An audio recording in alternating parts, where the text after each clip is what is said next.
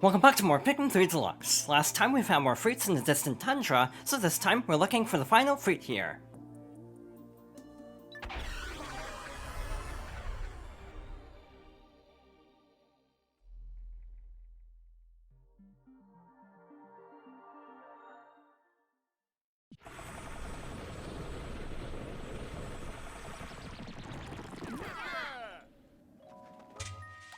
Alright, let's take out 50 rock Pikmin and 50 winged Pikmin. Today could be interesting. In theory, it shouldn't be too bad. There's only one more fruit left, and it's actually relatively close by. However, in practice, this might be a bit tricky actually. There's a lot that could go wrong with getting this last fruit, so we'll have to see how this goes. There are two ways to get to our next destination. The first is through the cave where we met the yellow Pikmin. The second is through a winged Pikmin gate in the water near the skier skates and the water dumples. I highly recommend going this way so you can bring along rock Pikmin. This will make this next section a lot more manageable, and even though it's doable with blue Pikmin or winged Pikmin, you will probably lose a ton of Pikmin in the process, so it's simply easier and safer to do this with rock Pikmin instead. Alright, let's see what's through here. We have a bunch of eggs. Let's dismiss the rock Pikmin and carefully approach the eggs, where we should encounter a new enemy, the shaggy longlegs. As the name implies, this is a longlegs type enemy that's covered in hair. What you want to do is charge Pikmin at its legs, and they'll attack the hair on its joints, dealing damage and staggering it temporarily, giving you an opportunity to charge the Pikmin up a different leg. This fight isn't actually that bad with rock Pikmin because they can't be crushed by the shaggy longlegs. However, the one downside of using rock Pikmin is we are fighting this right by water, so be careful about that. I highly recommend taking out the two legs that are closest to the water, and then you should actually have enough time to deal with the other legs, as long as you are able to get the first two legs taken care of. So we should be able to deal with all the legs before it actually moves over to the water, which is great. And once we deal with this final joint, we should be able to attack its body directly, because now it is a baldy longlegs instead. You can find it like any other longlegs now, but my recommendation would be to use the winged Pikmin. So we'll dismiss the rock Pikmin, use a spicy spray, and then finish the fight. This might take a couple of cycles, again, because the winged Pikmin aren't necessarily the strongest, so we will whistle just to be on the safe side. Never mind, we were able to get through the fight no problem. And luckily, the fruit actually landed on solid ground, so we don't have to go back for the blue Pikmin in order to fish it out of the water. Just to show it off, though, we are going to go this way to show off the other entrance to this area. Again, it's basically near the landing site, but I prefer going the other way just because I can't imagine fighting an enemy that's themed around crushing with entirely blue Pikmin or winged Pikmin. I feel like that would go really badly, especially because the shaggy longlegs and the way you fight it is so drastically different from a beady longlegs. If you fought it like a beady longlegs, it actually wouldn't be as bad because you could simply toss blue Pikmin up to its body, but since you have to charge the Pikmin at its legs, that is way scarier to do without rock Pikmin. Luckily that gave us a spicy spray back, and we also have some fluke weeds, so we might as well pull these out of the ground to see what they give us. This one should be a pellet of some kind because it's worth 5, and that one is an egg with yet another spicy spray, so that is definitely overkill. We definitely don't need 3 at this point. This is basically the last time we'll probably end up needing one, actually. I can't think of any other enemies that we will definitely want spicy sprays for. Everything else we'll be able to get through without too much trouble even without. We might as well round up some of the pellets in the area. Again, we have a ton of winged Pikmin, so I'll prioritize giving the pellets to the rock Pikmin instead. Let's see if the 5 pellet over here is back. So let's give this to the winged Pikmin actually, because we're mainly focusing on growing the other types of Pikmin. And as they're carrying this back, we'll make our way over to the landing site and start looking for the hidden murals of the Distant Tundra. It turns out there are actually quite a few pellets in this little cavern. It's a great place to get more Pikmin if you need some more. And with that, we have our final fruit of the Distant Tundra. So yeah, overall that went really smoothly. Being able to actually get through the fight without it going into the water is definitely nice because it saves a lot of time. They just stole that pellet from that rock Pikmin. I feel bad for it actually, so we'll have them carry this back. So the murals here are actually really tricky in some cases. So the first one is actually right by the landing site, in a really sneaky place actually. I'm actually going to wait for the Pikmin here, because they fly over anyway, so now that that's taken care of, we'll simply dismiss everybody and go over here. We want to go into this tunnel to find our first mural, actually.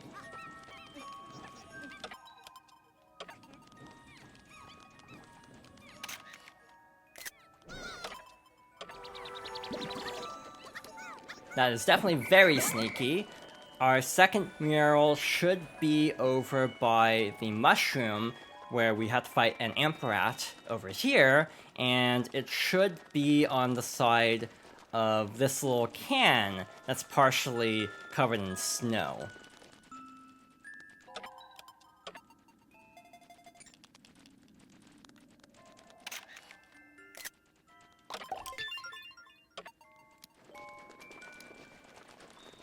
The final mural should be in the area with the gate where we went yesterday and ended up fighting the Bullbear.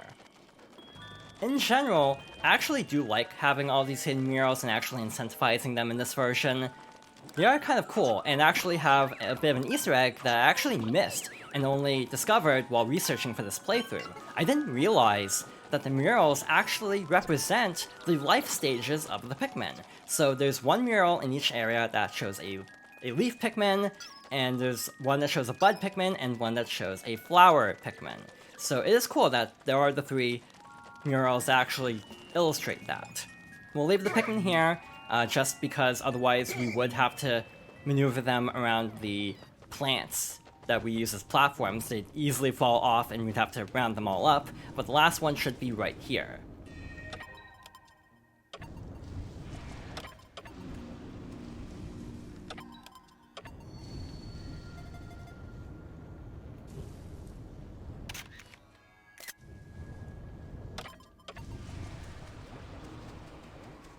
And that takes care of everything we had to find in the Distant Tundra, though obviously we still have half the day left, so we might as well spend some time raising up our numbers a little bit more.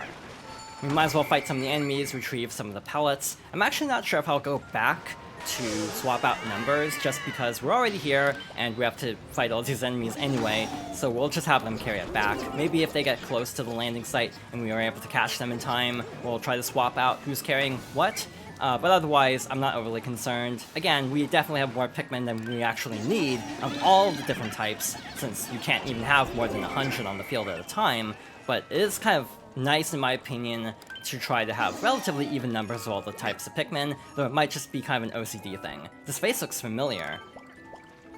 It actually looks a lot like the president from Pikmin 2, the president of Hokotate Freight, which I would imagine is an intentional Easter egg there. There's also a pellet buried over here. We'll have the rock Pikmin dig that out, and have the winged Pikmin deal with some of the other things here. There's also the whip-tongue Bulborb. To be honest, I'm actually not sure if I want to fight it, given that we got through the boss relatively easily. I'm not entirely sure I want to risk fighting an enemy where we could easily lose Pikmin.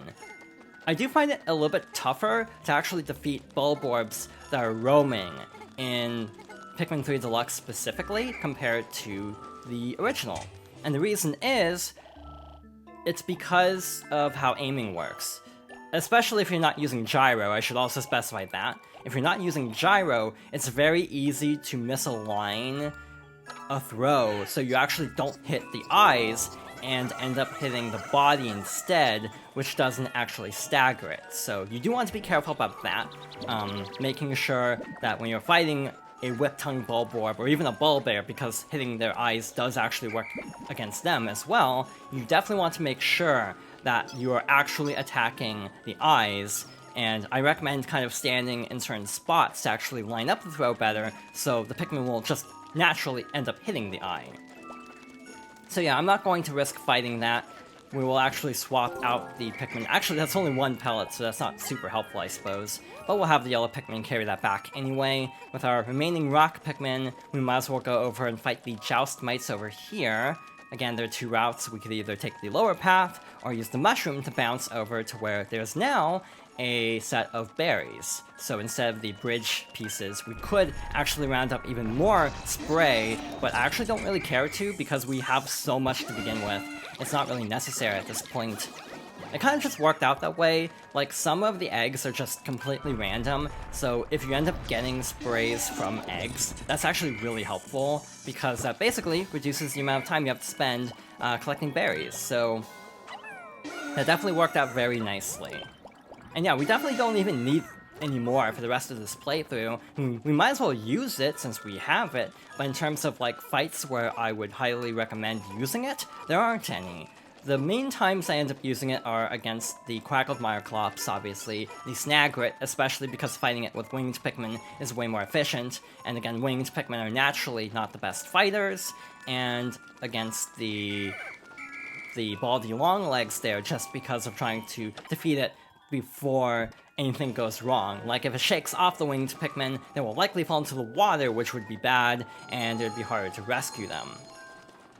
In terms of other enemies here, all that's left are the Bulborb, a couple of the Pyroclasmic Slooches around the area, and the Desiccated Skitterleaves are probably back, but again, I don't really want to fight those because, again, those give me a lot of trouble for some reason, especially in this version where it's hard to, like, aim quickly at targets. I don't know if I've actually mentioned this, but if you hold the control stick all the way, you move. If you hold it part of the way, you aim the cursor, similar to the GameCube games. In the Wii U version, I'm pretty sure there's a button to actually recenter the cursor on the captain. But again, the controls have actually been overhauled quite a bit in Pikmin 3 Deluxe. And in general, I do like this as someone who grew up with Pikmin 1 and 2, and didn't really play the new Play Control versions nearly as much. I definitely like it having more similarities to the GameCube versions. Again, like, I think B was charge originally, and then B was also dismiss if you weren't locked on to anything. So yeah, you could only charge if you were locked on in the Wii U version, if I'm not mistaken. Similarly, I'm pretty sure the Y button menu was also added. I think in the original, you ended up just, like, cycling through the captains in order by pushing the change captain button, but again, it's actually been a while since I've played the Wii U version, so I don't remember for sure if that's the case. In general, I do prefer the controls in this version, even though there are times where I wish the gyro was a little bit better, because the gyro is actually really nice when you do have to, like, quickly swap targets, and it's actually a little bit cumbersome in this version. By the way, I'm pretty sure the file up here is another one of the special files in the Wii U version that's now just a log from Olimar now. And speaking of which, I think I meant to talk about this sooner, but forgot to do so. I actually don't understand why Olimar's assignment unlocks when it does, because if you actually don't know anything about Pikmin, it would actually spoil the twist in the Twilight River that the Hokotation you first meet isn't actually Olimar, and it's actually Louie. Though, to be fair, by now I feel like most people probably already know about Pikmin just because of even, like, Smash Bros. So even if you've not ever played a Pikmin and this is your first Pikmin game, you probably still know who Olimar is, but still, there's probably at least some people who genuinely didn't know that Louie wasn't Olimar after all. So yeah, that does kind of spoil that twist a little bit. And again, I actually am going to save all of the side story missions for the end of the playthrough once we get past the main story. But again, I do find it really fascinating how early it unlocks, even before you end up rescuing Louie from the Myoclops. It is kind of odd. But with that, we have done everything in the Distant Tundra, so overall that went extremely smoothly, much smoother than I was expecting, to be honest. So tomorrow we will be exploring a new area.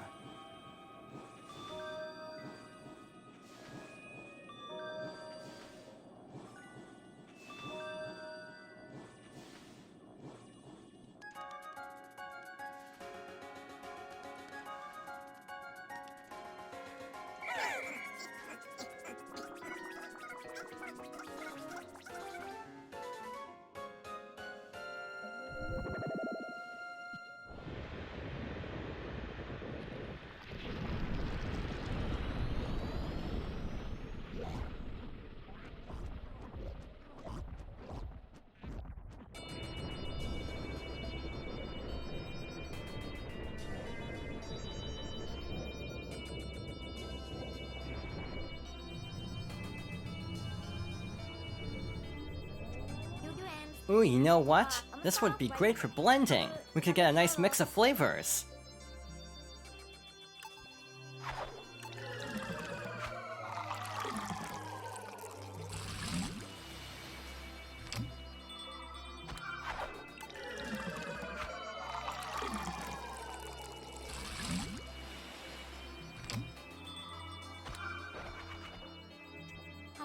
Knowing this is waiting at the end of the day makes it all worth it.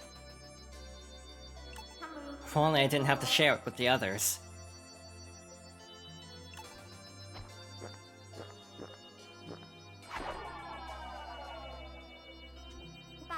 Good, we still have plenty of juice left.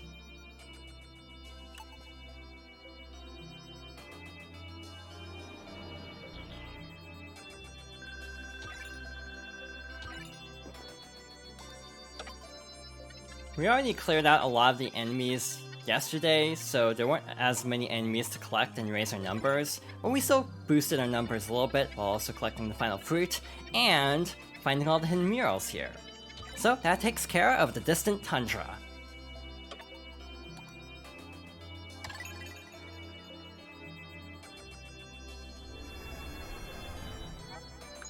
Fascinating! The yellow Pikmin actually have a lower body density and can thus be thrown higher than the other Pikmin. This is in addition to their ability to manipulate electricity and the appearance of their adorably large ears.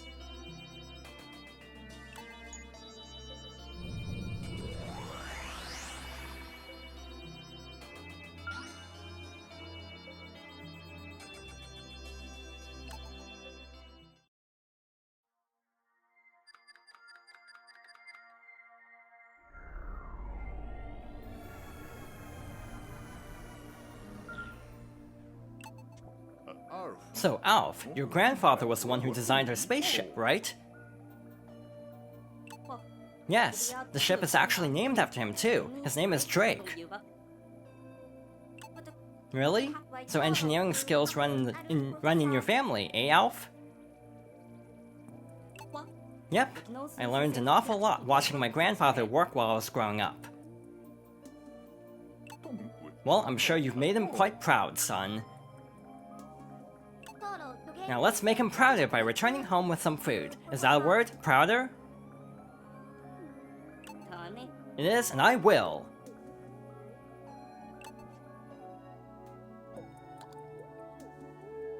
And with that, our next stop will be the tropical wilds. So we have plenty of fruits to find there, and we'll start to look for them tomorrow. So thank you for watching, and I hope you'll join me next time for more Pikmin 3 Deluxe.